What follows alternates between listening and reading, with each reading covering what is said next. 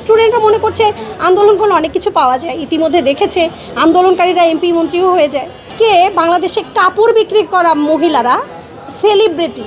হ্যাঁ, এখন খারাপ কথা বলতে হচ্ছে, যত নোংরা কাজ করা মহিলারা, যত নোংরা কাজ করা পুরুষরা আজকে বাংলাদেশের সেলিব্রিটিরা আজকে কোটি কোটি টাকা নাকি ইনকাম করছে এবং তাদের ব্লগে আসে, তারা এইটা দিয়ে ফ্ল্যাট কিনছে, গাড়ি কিনছে। তাহলে আমাদের সন্তানরা পড়াশোনা করবে না তো, তারা সেলিব্রিটি হবে, তারা ব্লগ করবে, তারা রাজনীতি করে সেলিব্রিটি হতে চাচ্ছে। মামুন পড়াশোনা না করে আজকে সেলিব্রিটি হয়ে গেছে। কাপড় বিক্রি করা মহিলারা এখন সেলিব্রিটি, কাপড় বিক্রি করে, মানে ও 2 পাসও করেনি, কথা বলতে পারে না ঠিক মতো। ওই যে কী নাম বলেন, সানবিজ বাই টনি, কথা বলে কী ল্যাঙ্গুয়েজে, কী ভাষা, কী ব্যবহার। এই আর একটা মেয়ে বাড়ির সব, আমি অপছন্দ করি এই মেয়েগুলোকে।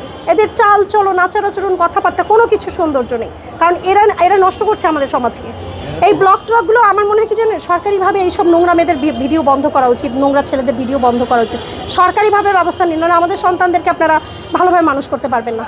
আমার সরকারের প্রতি একদম আহ্বান, আমি আমার যে এই যে নোংরা ব্লগার আছে বা যারা নোংরা কন্টেন্ট বা এইগুলো নোংরা কন্টেন্ট যেন বাংলাদেশে অন্তত না ছড়ায়। আমাদের শিক্ষার্থীর বলেন, আমাদের শিশুদেরকে বাঁচানোর জন্য এইটাই একমাত্র উপায়। সেগুলো খুবই বাজে, মানে দেখতে ভালো লাগে না, এগুলো খুবই বাজে। ওই একজন নেশা নিচ্ছে, সেটার ছবি আসছে, একজন মেরেছে তার, এগুলো আমার কাছে তো এইগুলো দেখে দেখে তো আমাদের সমাজটা নষ্ট হয়ে যাচ্ছে। আমাদের শিক্ষার্থীরা তো এগুলো দেখেই শিখেছে, এগুলো শিখেছে তো আমাদের বাচ্চারা তো ব্লগার হতে চায় এখন, বুঝছেন নাই?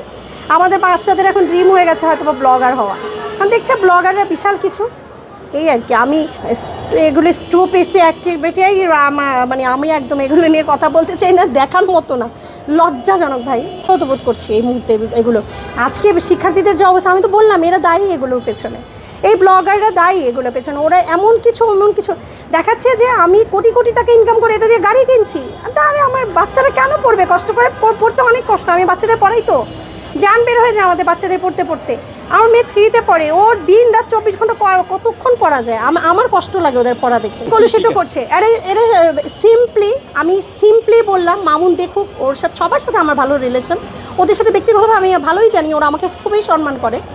ওদেরকে আমি অপমান করার জন্য কথাটা বলছি না, ওদের মতো ওরা যারা এগুলো করছে, ওরা সমাজটাকে জাস্ট কলুষিত করছে, ওরা আমাদের সমাজকে নষ্ট করার জন্য একেবারেই দায়ী, এই ব্লগাররা দায়ী। এটা তো মানে অস্বাভাবিক না, বাংলাদেশে যা দেখছে তাই তো করবে ওরা তো শিশু, ওরা তো যা দেখবে ওরা তো সেটাই ভিতরে নিয়ে নিচ্ছে, মগজে নিয়ে নিচ্ছে যে আমরা বিশাল সেলিব্রিটি হয়ে যাব, আমরা আন্দোলন করে বিশাল নেতা হব, আমরা এমপি মন্ত্রী হব, বয়সের কোনো ব্যাপার না, ওদেরকে এটা বোঝানো হচ্ছে। এই তো দেখেছি আমাদের বাংলাদেশের নজিরের তো অভাব নেই, এই নজির দেখে দেখে তো স্টুডেন্ট আজকে শুনেন, যারা ওদের ইন্ধন দিচ্ছে, যারা ওদেরকে আজকে এই পরিস্থিতিতে এসে দাঁড় করিয়েছে, আমি মনে করি দোষটা তাদের, সেই আমাদের সন্তানদের কোনো দোষ নেই। আমি শিক্ষার্থীদের বলবো, তোমরা যদি সত্যি নিজের ভালো চাও বা নিজেদেরকে একটু হলেও ভালো জায়গায় দেখতে চাও, তোমরা অন্য মানুষের কথায়, অন্যের উস্কানিমূলক কথায় নিজেরা ভিকটিম হয়েও না। আজকে তোমরা এই যা করছো, এতে তোমাদের কোনো উন্নতি হবে না, এতে এই ফয়দা লুটবে কিন্তু অন্য একটা শ্রেণী, তৃতীয় একটা শ্রেণী এসে সেখানে ফয়দা নিবে। হ্যাঁ, হয়তোবা তোমরা শিক্ষামন্ত্রীর পতন ঘটিয়ে ছাড়বে, ওখানে তোমাদেরকে যারা উস্কানি দিচ্ছে তারা একজন শিক্ষামন্ত্রী দিবে, তারা কোটি কোটি টাকা ইনকাম করবে, বাণিজ্য করবে, শিক্ষা নিয়ে বাণিজ্য করবে, এগুলো করবে, এটা তোমরা ভিকটিম হবে শুধু। তো তাই মনে হয়, আমার ব্যক্তিগতভাবে মনে হয় যে ওই যে বিগত দিনে দেখেন, আজকে বন্যা পরিস্থিতি নিয়ে বলি, এই যে টিএসসিতে কী একটা ইমোশনাল ব্যাপার হয়েছিল গত বছর, আপনাদের সবারই মনে আছে, কি বিশাল মানুষ, ব্যাংক ট্যাগ, তখনই হেসেছি আমি তখনই হেসেছি যে এই যে করছে না, আমি ছোটোবেলা থেকে আমরা মানবতার কাজ করে আসা, আমরা রুটি বেলতাম, বন্যা যখন হতো রুটি বেলে সেই এলাকায় রুটি, শুকনা খাবার আমরা সাপ্লাই দিতাম। আমার এখনও মনে আছে সেই 2008 সালের কাহিনী যদি বলেন, 7 সালের, আমরা রুটি বেলে আমরা পারতাম না, তো রুটির খামিরগুলোই এত সুন্দর করে আম্মুকে বলতাম বাসায় গিয়ে, আম্মু আজকে আমি 100 রুটি বানিয়েছি, আমি আজকে আমরা ঘরে ঘরে গিয়ে চাল তুলতাম, ডাল তুলতাম, তারপর আমাদের একটা টিম গিয়ে সেখানে দিয়ে আসতো খাবার।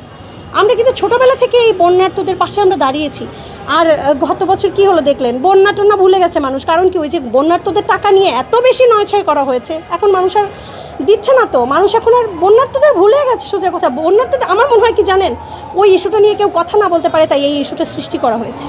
আমার মনে হচ্ছে আমাদের বাংলাদেশে একটা ইস্যু দিয়ে আরেকটা ইস্যুকে ধামাচাপা দেওয়ার ঘটনা তো নতুন নয়, একটা ইস্যু আসবে আরেকটা ইস্যু ধামাচাপা হয়ে যাবে, এটাই আমাদের বাংলাদেশের মানে সুন্দর একটা সলিউশন, এর চেয়ে ভালো সলিউশন আর নেই। তোমরা বৃষ্টিতে গরমে ঘেমে নিয়ে তোমরা এখানে আন্দোলন করতে পারছো, অথচ তোমরা পরীক্ষার জন্য পড়ার টেবিলে যেতে পারছো না, তার মানে কি বোঝাচ্ছে? ওরা ওদের জীবন কোরবানি করে দিবে এখানে, মানে ওরা এই মোটিভ এসেছে যাদের এক্সাম তারা কি এখানে এখন আন্দোলন করার কথা নাকি তাদের পড়ার টেবিলে থাকার কথা? হ্যাঁ, সাংবাদিকদের উপরেও তারা চড়াও হচ্ছে। সাংবাদিকরা আছে বলেই তোমরা এখনো মার খাচ্ছ না। তোমরা মার খেলে তোমাদের এই ভিডিওটা সাংবাদিকরা ভাইরাল করবে, এই ভয়ে তোমাদেরকে মারতে পারছে না। তোমরা জানো না তোমাদের জন্য কী অপেক্ষা করছে। আমার শিক্ষার্থী যারা ভালো আমি জানি, সেই শিক্ষার্থীরা রাস্তায় নামেনি। কোনো ভালো ঘরের ভালো পড়াশোনা করা শিক্ষার্থীকে আপনি একটা শিক্ষার্থী খুঁজে বের করেন ওখানে ভালো স্টুডেন্ট যার আগের রেজাল্ট ভালো, যে ভালো পড়াশোনা আমার মনে হয় পাবেন না। হ্যাঁ, সাংবাদিকদের উপরেও তারা চড়াও হচ্ছে। সাংবাদিকরা আছে বলেই তোমরা এখনো মার খাচ্ছ না। তোমরা মার খেলে তোমাদের এই ভিডিওটা সাংবাদিকরা ভাইরাল করবে, এই ভয়ে তোমাদেরকে মারতে পারছে না। তোমরা জানো না তোমাদের জন্য কী অপেক্ষা করছে।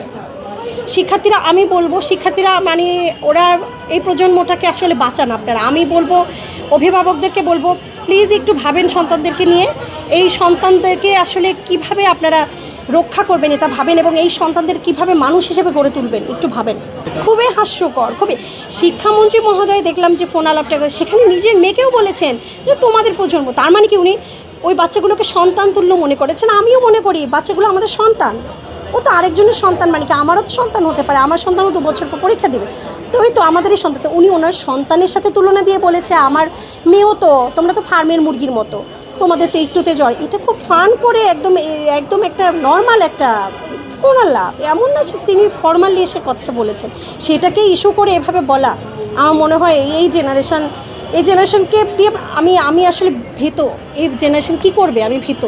যাদের কালকে এক্সাম বা যাদের এক্সাম চলছে তারা দেখেন কালকে বৃষ্টি বাদল উপেক্ষা করে আন্দোলন করতে পেরেছে। একটা নির্দিষ্ট এলাকায় কিছু এলাকায় বন্যা হয়েছে, বন্যার্তদের ওই এলাকাগুলোতে কিন্তু পরীক্ষা পেছানোরও একটা সিদ্ধান্ত হয়েছে এবং ওগুলো নীতিমালায় চলে এসছে কীভাবে কী ম্যানেজ করবে। সেখানে তোমরা বৃষ্টিতে গরমে ঘেমে নিয়ে তোমরা এখানে আন্দোলন করতে পারছো, অথচ তোমরা পরীক্ষার জন্য পড়ার টেবিলে যেতে পারছো না, তার মানে কি বোঝাচ্ছে? ওরা ওদের জীবন কোরবানি করে দিবে এখানে, মানে ওরা এই মোটিভ এসেছে যাদের এক্সাম তারা কি এখানে এখন আন্দোলন করার কথা নাকি তাদের পড়ার টেবিলে থাকার কথা?